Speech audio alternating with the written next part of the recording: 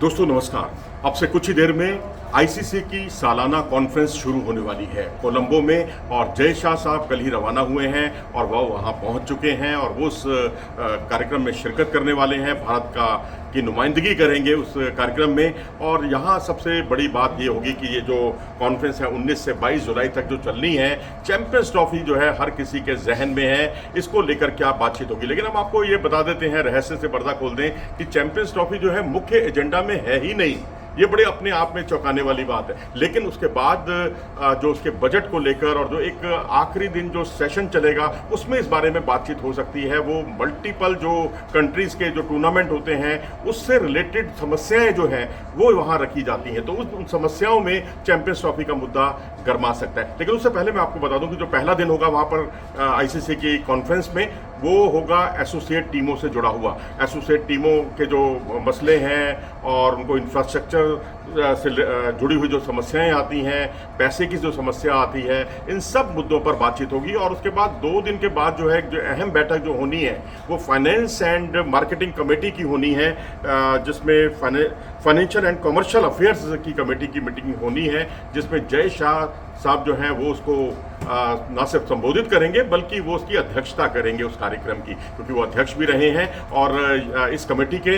तो अब यहाँ पर क्योंकि ये बहुत अहम बैठक होने वाली है, क्योंकि आईसीसी का रुझान इसी बैठक पर सबसे ज़्यादा केंद्रित है। इसके अलावा जो अन्य मुद्दे जो उठने हैं उसमें जो हाल में T20 वर्ल्ड कप हुआ उसमें जो अव्यवस्थाओं का जो आलम था, मिसमैनेजमेंट का जो आलम था, जिसके चक्कर में 2 लोगों को इस्तीफा भी देना पड़ा है अभी तक, और न्यूयॉर्क के जो स्टेडियम में जो कुछ हुआ और जो अस्थायी तौर पर वहाँ स्टैंड्स लगाए गए, अस्थायी तौर पर जो व्यवस्थाएं की गई और उस पर जो करोड़ों रुपया खर्च किया गया, वो भी एक ज्वलंत मुद्दा इस मीटिंग में चर्चा का विषय रह सकता है। इतना ही नहीं, इसके अलावा पीसीबी ने तैयारी कर ली है इस मीटिंग में जो अपने मसले उसने रखने हैं। उस मीटिंग में बजट प्रपोजल सबसे महत्वपूर्ण है, क्योंकि 1280 करोड़ रुपए जो है उस बजट के लिए जो स्टेडियम के इंफ्रास्ट्रक्चर पर जो उसने खर्च किए हैं उस पर चर्चा होनी है, क्योंकि पीसीबी चाहता है कि उसे जो है पूरा बजट जो है उसे मुकर्रर कर दिया जाए,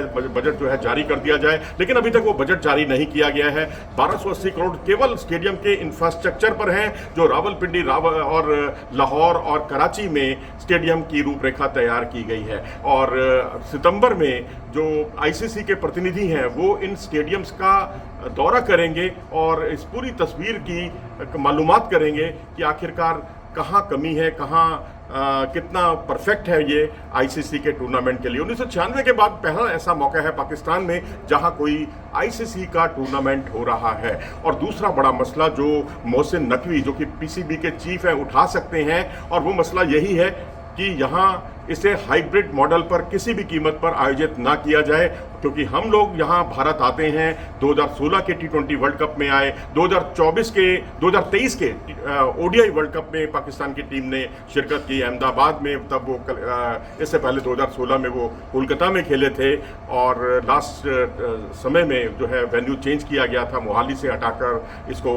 कोलकाता शिफ्ट किया गया था। लेकिन अब यहाँ पर सबसे बड़ा मसला यही है कि वो कह रहे हैं कि हाइब्रिड मॉडल जो है वो उनको मंजूर नहीं है।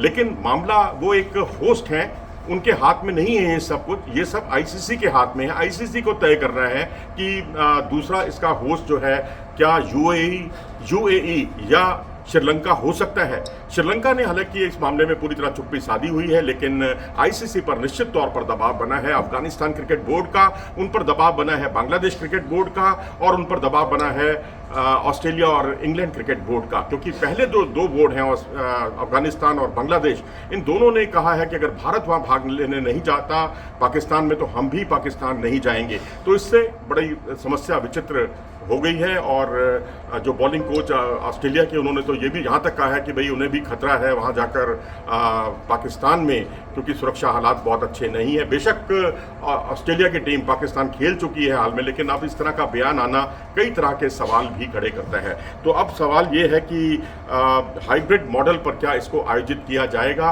क्योंकि जो यूएई है वो एक परफेक्ट जगह मानी जाती है इसके लिए, क्योंकि वहाँ से कराची की जो दूरी है दुबई से बहुत ज़्यादा नहीं है। आप एयर ट्रैवल जो अगर आप लगाएंगे तो 2 घंटे 10 मिनट या 2 घंटे 5 मिनट में आप कराची पहुंच सकते हैं। लेकिन श्रीलंका जो है, रोज फ्लाइट्स ना होने की वजह से एक ये समस्या, और दूसरा कम से कम 3 से 3.5 घंटे लगते हैं। तो हर टीम का इस तरह इतना बड़ा सफ़र जो है बहुत मुश्किल होगा। अगर भारत में कोई टूर्नामेंट होता है तो आप अंदाज़ा लगा लीजिए, इंडिया दिल्ली से चेन्नई जाने में ही तकरीबन 2.5 घंटे से ऊपर लग जाता है, ज़्यादा समय लग जाता है, तकरीबन 2.5-3 घंटे लग जाते हैं। तो ऐसी स्थिति में दुबई एक आइडियल वेन्यू हो सकता है एक संयुक्त मेजबानी के लिए पाकिस्तान की। लेकिन जो ये कुप्रचार कर रहे हैं कि पाकिस्तान से चैंपियंस ट्रॉफी छीन ली जाएगी, ये सब बकवास है, बेकार की बातें हैं।